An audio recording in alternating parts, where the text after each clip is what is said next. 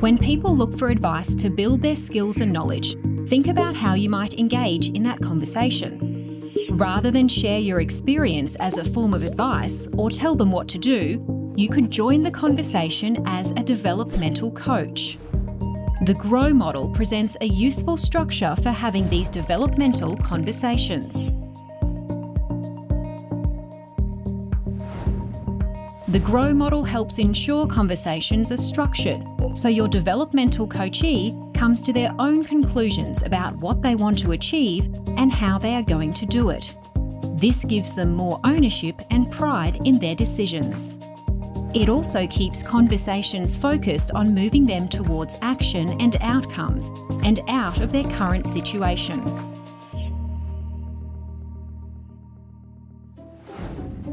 The model uses stages that guide the conversation. It may feel a bit unnatural, so it's important the coachee knows you're taking that approach and are okay with it. The first stage is identifying the goal. Start by helping your coachee identify their objectives for the conversation. Then identify their desired end goal for the situation they are facing. Finally, define what success would look like for them. The second stage of the model is assessing the coachee's reality.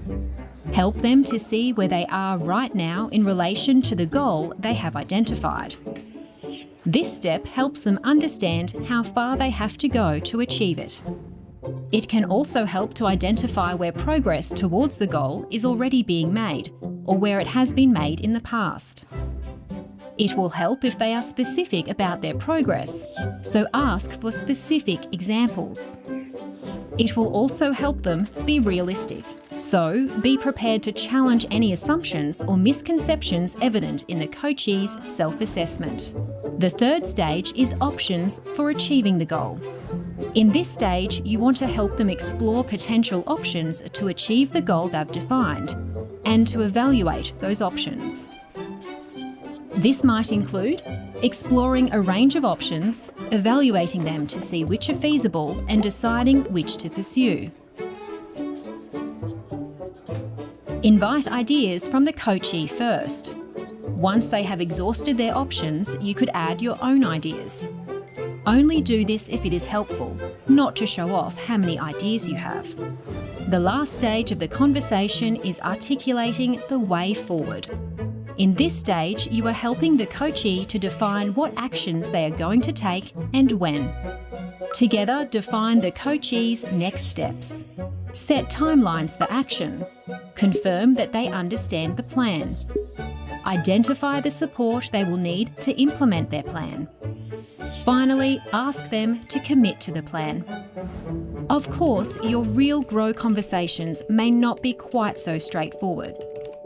For example, you might help the coachee develop their goal and define their reality, only to realise in the identification of their options that there are other elements that were not identified, or that the goal they settled on is not their real goal. Situations like this are common, and you should move back to the appropriate stage and continue the process from there, factoring in the new information. Sometimes GROW conversations need more time than you or the coachee has. It's okay to pause and pick the conversation up at another time.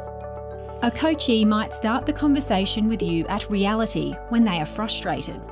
You can ask them a question like, what would you prefer the situation to be? To take the conversation back to G.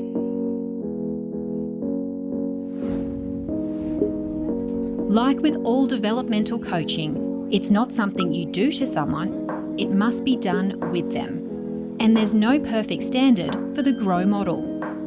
The power of your support is more about asking good questions, listening and responding to the answers, and helping them to create the outcomes themselves. If you are getting that approach right, you should notice you are having more considered and focused conversations, and your coachee has clear and actionable plans they can implement in pursuit of their growth. You should also find that it is easier for you to follow up the conversation as you support them to implement and adapt their plan in pursuit of their goal.